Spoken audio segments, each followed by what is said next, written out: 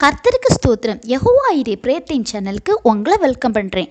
பிரியமானவர்களே, நாம் இன்று பார்க்கவிருக்கிற வேத பகுதி எண்ணாகமம் 17:8. இந்த வசனத்தின் 2வது பகுதி. ஆரோனின் கோல் துளிர்த்திருந்தது, அது துளிர்விட்டு பூ பூத்து வாதுமை பழங்களை கொடுத்தது. ஆரோனின் கோல் துளிர்த்திருந்தது. துளிர்த்தல் என்பது ஒரு ஆசீர்வாதத்தின் தொடக்கமாகும். ஒரு கம்பானது துளிர்க்கும் போது அதன் அனுபவமானது வித்தியாசமானது. மனிதர்களாகிய நமக்கும் இந்த துளிர்த்த கோலுக்கும் ஒரு தொடர்பு இருக்கிறது. எப்படி தெரியுமா? ஒரு மனிதனுடைய வாழ்க்கையில் துளிர்க்கிற அனுபவம் நமக்கு கண்டிப்பாக வேண்டும். துளிர்த்தல் மட்டுமல்ல, ஆரோனின் கோல் துளிர்விட்டு பூ பூத்து வாதுமை பழங்களை கொடுத்தது. அதுபோல நமது வாழ்க்கையிலேயும் துளிர்த்து பூ பூத்து கனி கொடுக்கிற அனுபவம் வேண்டும். வெறும் ஒரு கோலாக வெறுமையான வாழ்க்கை வாழுறீங்களா? நீங்கள் ஆண்டவருக்கு முன்பாக உங்களை அர்ப்பணிக்கும் போது உங்கள் வாழ்க்கையிலையும் இந்த அனுபவம் உண்டாகும். நீங்கள் ஆண்டவர்கிட்ட, அப்பா, நான் வெறுமையான ஒரு நபர், என்னால் ஒன்றும் செய்ய முடியாது, ஆனால் வெறுமையான கோலான என்னை துளிர்த்து பூ பூத்து கனி கொடுக்கிற அனுபவம் தாங்கன்னு கேளுங்க.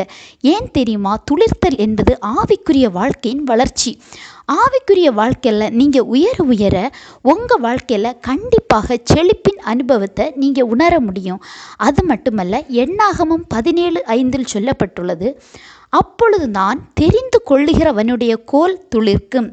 அப்படி பார்க்கும்போது நமது வாழ்க்கையில் நாம் ஆண்டவரால் தெரிந்து கொள்ளப்பட்ட நபராக மாறும்போது தான் நமது வாழ்க்கை துளிர்க்கும்.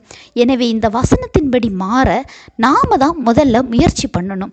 முதல்ல ஏசப்பா கிட்ட முழுசாக அர்ப்பணித்து ஜெபித்து ஆண்டவரோடு ஒரு தொடர்பை ஏற்படுத்தி அவர் சித்தப்படி வாழ்ந்தாலே நீங்கள் ஒரு தெரிந்து கொள்ளப்பட்ட நபர் தான். உங்கள் வாழ்க்கையில் வறண்ட சூழ்நிலையா, குழப்பமான நிலைமைகளா, இந்த வசனத்தை சொல்லி ப்ரேயர் பண்ணுங்க. பல நாட்கள் இந்த மாதிரி சொல்லி ஜெபித்து விரும்பியதை பெற்று கொண்ட நபரில் நானும் ஒருத்தி தான். கலங்காதீங்க, ஆண்டவர் உங்களை துளிர்க்க செய்வார். மட்டுமல்ல, பூ பூத்து ஆண்டவருக்காக கனி கொடுக்குகிற அனுபவத்திற்குள் உங்களை மாற்றுவார். இதை கேட்கிற உங்கள் வாழ்க்கையில் மாற்றம் வர நானும் உங்களுக்காக ஜெபிக்கிறேன். ஆண்டவர் தாமே இந்த வசனங்கள் மூலம் உங்களை ஆசீர்வதிப்பாராக.